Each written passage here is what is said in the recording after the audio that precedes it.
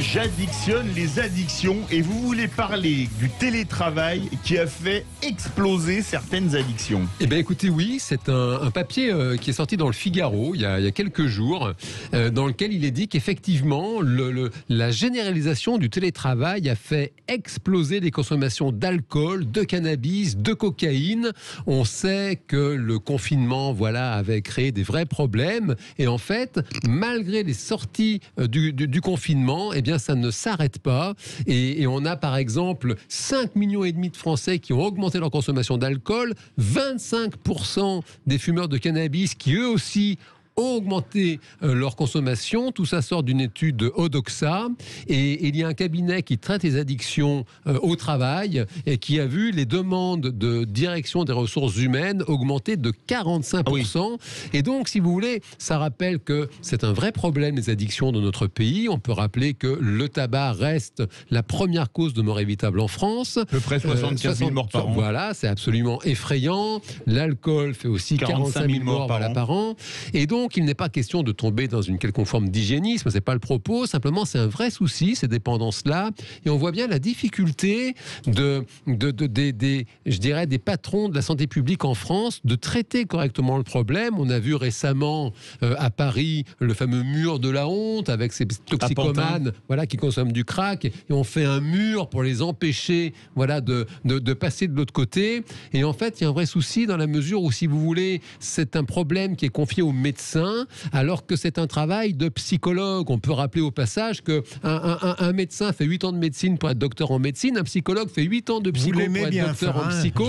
Ben oui, parce qu'il faut rappeler qu'on étudie pratiquement rien en commun, ce sont deux métiers complètement différents, et un médecin n'est pas équipé pour traiter les addictions. J'ai envie de dire, la preuve, on ne s'en sort pas sur la consommation de tabac, on reste un triste champion d'Europe, si ce n'est du monde, dans les pays comparables à la France, et c'est vrai que c'est un souci. Et là, typiquement, les consommations au travail, parce que vous comprenez, le télétravail, la personne, elle reste chez elle, elle n'a plus de cadre, et là où le type commençait sa consommation le soir, il peut parfois commencer au petit déjeuner, parce que il n'a plus son manager, la présence des collègues pour le contenir. Philippe Bilger. Moins d'addiction et plus de soustraction, si j'ose dire. Joli. Ça c'est joli, ça. Almanach Vermeaux, d'ailleurs, c'est le moment et en plus, c'est vrai, mais vous avez raison, Jean, qui peut contester le fait que les addictions soient. Mais vous menez un combat comme j'aimerais que vous dépensiez la même énergie pour défendre mes idoles politiques. Vous avez des addictions, Philippe Bilger? À un certain moment, j'avais le foot. J'étais le beauf absolu. Maintenant, je commence à me désintoxiquer. Grâce à Jean Dorido? Non, mais je crois pas que j'ai... Comment on définirait d'ailleurs, Jean, quelque chose dont on ne peut pas se passer? Non, parce que la littérature est assez précise sur le sujet. Une addiction, si vous voulez, bien sûr, la personne ne peut pas s'en passer, même lorsqu'elle se rend compte que c'est mauvais pour elle, que c'est mauvais pour sa santé, et qu'elle a envie de s'en sortir. C'est ça l'addiction. Il faut l'addition de tout ça. D'accord. C'est typiquement une addiction sans produit très classique, historique. C'est le jeu. Le type sait que vraiment il se ruine, qu'il met en danger sa famille, mais il le fait quand même. C'est le fameux, c'est plus fort que moi. Alors là, je crois que je n'ai pas d'addiction. Ne changez rien. Sinon celle qui me lie à Philippe David. Oh, merci. On l'a tous, celle-ci. Et alors, quand vous entendez ça fait peur quand même. Ça fait très peur, parce qu'en fait, on se dit qu'il y a eu les déconfinements, et malheureusement, les gens vont toujours aussi mal, pour la plupart psychiquement. C'est ça. Ça crée ce télétravail, encore plus d'isolement, forcément. Il y a un cadre que vous créez par la force des choses, même si vous avez un patron. Mais vous pouvez souvent gérer un peu votre timing, sauf s'il y a des visio-réunions. Donc, du matin au soir, vous êtes quand même beaucoup plus entre vos quatre murs.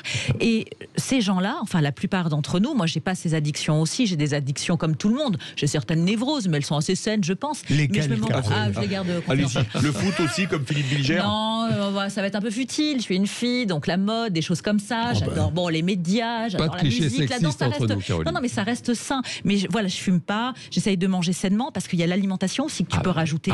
Il y a beaucoup de gens. Épidémie mondiale d'obésité. Exactement, plus l'addiction médicamenteuse, parce qu'on est un des pays, on est un des plus grands consommateurs d'antidépresseurs. Exactement. Mais moi, je me dis aussi, tu l'as très bien rappelé par rapport aux études différentes des médecins et des psychologues, c'est quand même plus ou moins la même corporation, mais avec des cursus différents. Vous êtes en sous-effectif, les psys? Oui. Nous sommes en sous-effectif, et puis justement, ce sont deux jobs très différents. Et c'est vrai qu'un médecin, c'est compliqué le travail de médecin. Il doit faire un diagnostic, proposer un traitement. Sur les addictions, c'est pas le propos. Le diagnostic est très vite fait, la personne consomme ou consomme pas. Et le traitement, il n'y a pas de traitement. La pilule qui fait arrêter de fumer, la pilule qui fait arrêter l'alcool, ça n'existe pas. Et donc, c'est bien la prise en charge psychologique. Et tu l'as bien rappelé, Caroline, c'est vrai qu'on sait que le cadre est essentiel, et ça, c'est un souci du télétravail quand même si c'est bien, la souplesse, etc. Le fait, tu l'as très bien dit, d'être complètement laissé, abandonné comme ça chez soi à devoir travailler, c'est très compliqué. Toutes les personnes qui sont en leur compte, mais il n'y a plus de vie sociale, et c'est vrai que ça demande une discipline inouïe de travailler chez soi, et c'est compliqué, ça s'apprend, souvent ça se choisit, c'est compliqué, et ça, c'est vrai que aujourd'hui, c'est un peu imposé à beaucoup de monde, et il y a des personnes fragiles chez qui ça renforce les addictions. Avoir comme Philippe David une envie frénétique de séduire, c'est une addiction. C'est une addiction. En concernant Philippe David, je parlerai plus de nature. C'est très de nature. Moi, je vais vous faire une confidence. Je suis addictif total au VV et à Sud Radio. Nous aussi. C'est vrai. Pile 18h15 sur Sud Radio, à 18h30, notre grand débat. Bateau attaqué à Dunkerque, enseignante agressée à Comble-la-Ville, rodéo urbain. L'État peut-il rétablir son autorité? Vous êtes 31,7% à dire oui. Mais tout de suite, on va parler du plan de France 2030 dévoilé ce matin par le président de la République. Et il veut lancer des petits réacteurs nucléaires modulaires.